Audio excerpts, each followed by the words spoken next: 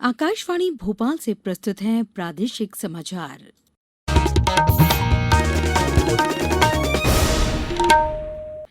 नमस्कार, समाचारों के साथ मैं पूर्वा त्रिवेदी। पहले मुख्य समाचार। संक्रामक बीमारियों से निपटने के लिए देश में ब्लॉक स्तर पर स्थापित किए जाएंगे 100 बिस्तरों वाले केंद्र। मुख्यमंत्री शिवराज सिंह चौहान ने कहा, प्रदेश में नई शिक्षा नीति का आदर्श क्रियान्वयन किया जाएगा। यात्री रेल सेवाएं 30 सितंबर तक रहेंगी बंद। मौजूदा विशेष ट्रेनों का संचालन रहेगा जारी। कोरोना के बढ़ते संक्रमण के बीच राज्य में अब तक करीब 30,000 मरीज हुए स्वस्थ। इंदौर में कल से शुरू होगा सीरो सर्वे। और मौसम विभाग ने राजगढ़, होशंगाबाद, मंदसौर, नीमच सहित 18 जिलों में भारी बारिश की संभावना जताई। अब समाचार विस्तार से।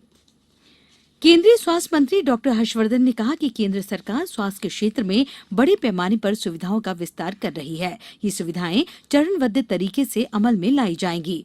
डॉक्टर हर्षवर्धन आत्मनिर्भर मध्यप्रदेश के लिए शिक्षा और स्वास्थ्य जैसे प्रमुख बिंदुओं पर आज आयोजित एक वेबिनार में बोल रहे थे। समापन सत्र को संबोधित करते हुए उन्होंने कहा कि सरकार की ब्लॉक स्तर पर संक्रामक बीमारियों से निपटने के लिए 100 बिस्तरों की सुविधा वाले केंद्र स्थापित करने की योजना है। उन्होंने प्रदेश सरकार से आग्रह किया कि प्रदेश में अस्पतालों और राष्ट्रीय स्वास्थ्य मिशन में खाली पड़े पदों को भरने की पहल करें, ताकि रोजगार के साथ लोगों को ग्रामीण स्तर पर स्वास्थ्य सुविधाएं मिल सकें।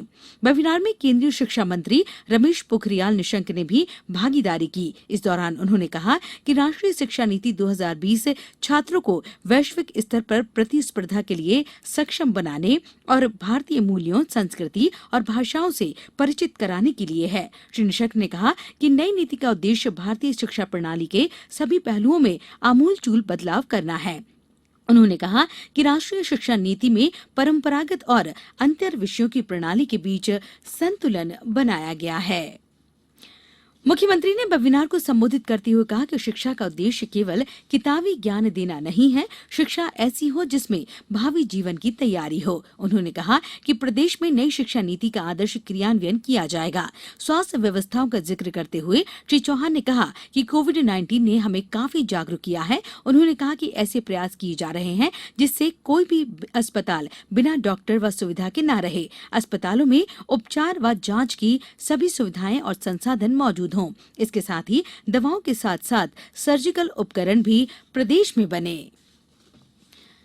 अभी चल रही विशेष रेलगाड़ियों के अलावा पैसेंजर सहित बाकी ट्रेनें 30 सितंबर तक स्थगित रहेंगी। इस संबंध में रेलवे ने आज आदेश जारी किया है। गौरतलब है कि कोरोना संक्रमण के कारण 24 मार्च से ट्रेनों का नियमित संचालन नहीं हो रहा है। हालांकि मई महीने में सरकार ने कुछ विशेष और श्रमिक ट्रेनों को चलाने की मंजूरी दी थी।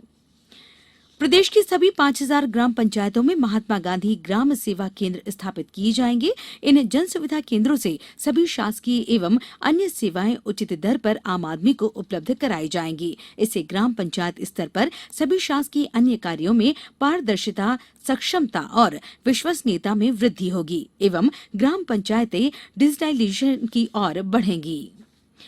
74वें स्वतंत्रता दिवस के अवसर पर हमारी विशेष श्रृंखला में आज सुनिए डिजिटल इंडिया की दिशा में पिछले 5 वर्षों में किए गए विशेष उपायों की जानकारी।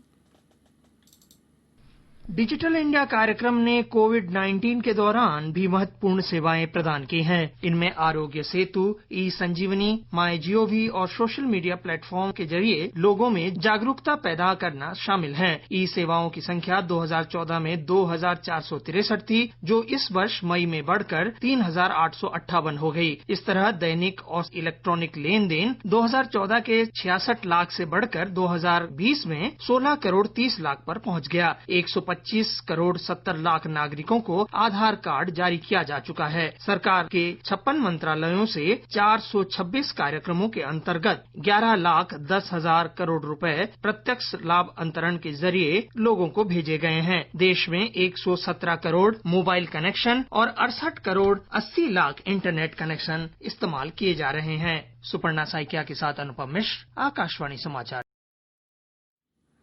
अब समाचारों में वक्त है एक ब्रेक का।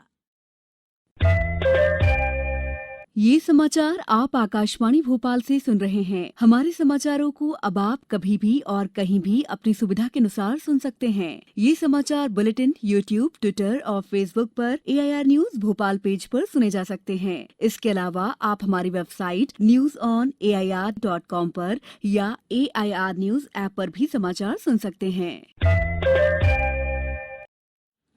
ब्रेक के बाद समाचारों में एक बार फिर आपका स्वागत है। प्रदेश में कोरोना संक्रमित लोगों की संख्या 39,000 से अधिक हो गई है। वहीं दूसरी ओर स्वस्थ होने वालों की संख्या भी लगातार बढ़ रही है।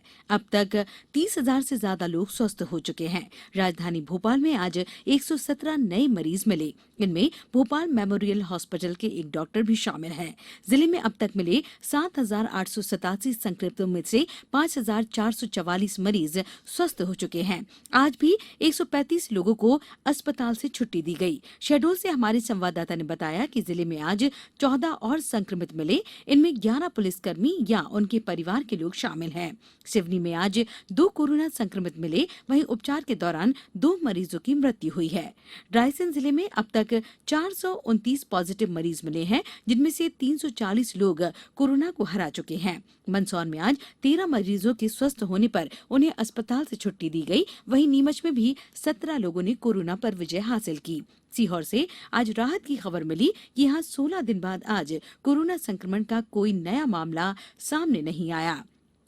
खंडवा में भी संक्रमण में कमी आई है, जहां 8 नए मरीजों का पता चला तो वहीं 20 मरीजों के स्वस्थ होने पर उन्हें कोविड सेंटर से छुट्टी दी गई। देवास में 7 लोगों की रिपोर्ट पॉजिटिव आई है। वहीं सतना में 5 लोगों की दोबारा रिपोर्ट पॉजिटिव मिली है। उधर अनूपपुर कलेक्टर कार्यालय को 2 दिन के लिए आम लोगों के लिए बंद किया गया है।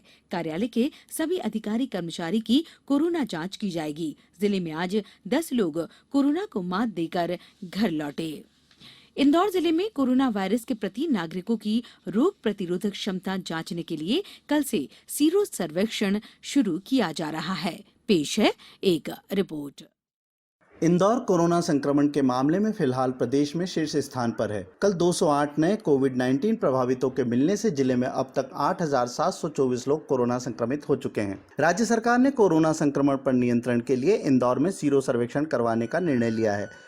भारत सरकार की ओर से शासकीय महात्मा गांधी चिकित्सा महाविद्यालय को सीरो सर्वेक्षण किट मिल चुके हैं।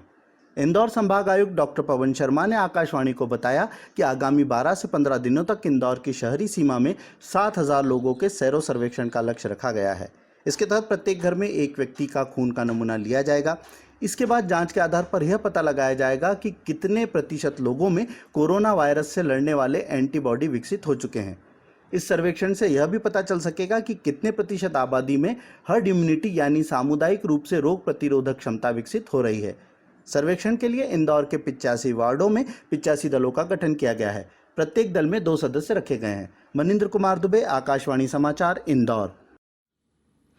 इंदौर की केंद्रीय जेल में कैदियों को उनके परिजनों और वकीलों से अब मुलाकात करवाई जाएगी। इस योजना के तहत ऑनलाइन आवेदन के आधार पर कैदी के परिजन या वकील मोबाइल फोन या कंप्यूटर के माध्यम से बात कर सकेंगे। केंद्रीय जेल अधीक्षक